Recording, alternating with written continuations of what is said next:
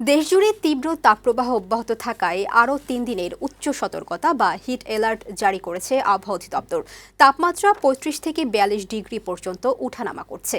এই তীব্র গরমের মধ্যেই আজ সারা দেশে স্কুল কলেজ খুলেছে।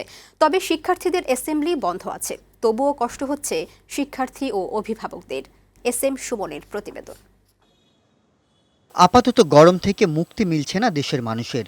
রাজশাহী, যশোর, কুষ্টিয়া, চুয়াডাঙ্গা সহ বেশ কিছু জেলায় অতি তীব্র তাপদাহ চলছে। এসব জেলায় সহসা ভারী বৃষ্টিপাত হওয়ার সম্ভাবনা নেই বলে জানিয়েছে আবহাওয়া বিভাগ। সিলেট অঞ্চলে বিচ্ছিন্নভাবে বৃষ্টি হলেও তা দেশ জুড়ে চলা তাপদাহে তেমন কোনো প্রভাব ফেলছে না। তীব্র গরমে মানুষের জীবন বিপর্যস্ত হয়ে পড়েছে। স্বাস্থ্য ঝুঁকি জেনেও কর্মজীবীদের বাইরে বের হতে হচ্ছে। এই তাপপ্রবাহের মধ্যেই ঈদের ছুটি ও আরও এক সপ্তাহের ছুটি শেষে রোববার স্কুল কলেজ খুলেছে। অভিভাবকরা তাদের সন্তানদের স্কুলে নিয়েছেন, সঙ্গে দিয়ে দিচ্ছেন পানি ও জুস। শিক্ষার্থীরা ফিরেছে ক্লাসে। তবে তীব্র গরমে অভিভাবকরা সন্তানদের নিয়ে চিন্তিত।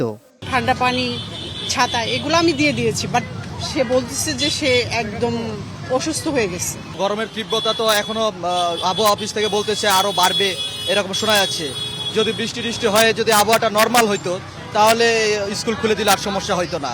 রোদের মধ্যে বাইরে যাতে খেলাধুলা না করে নিয়ম করে পানি খায়, সেই পরামর্শ দিচ্ছেন শিক্ষকরা।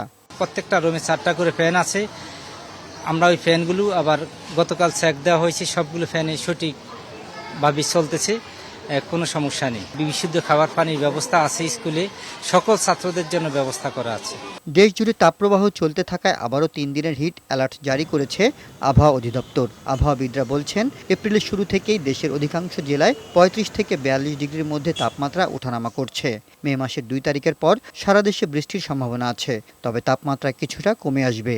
আগামী 72 ঘন্টা বা এ মাসে আসলে ওরকম সুখকর কোনো খবর নেই যে তাপপ্রবাহ কমবে বা বৃষ্টিপাত এরকম হবে।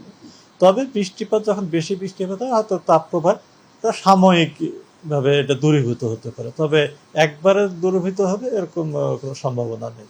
তবে এরপর ঢাকার তাপমাত্রা আবারও বাড়বে বলে জানিয়েছেন আবহাওয়াবিদরা। এস এম সুমন, বৈশাখী সংবাদ, ঢাকা।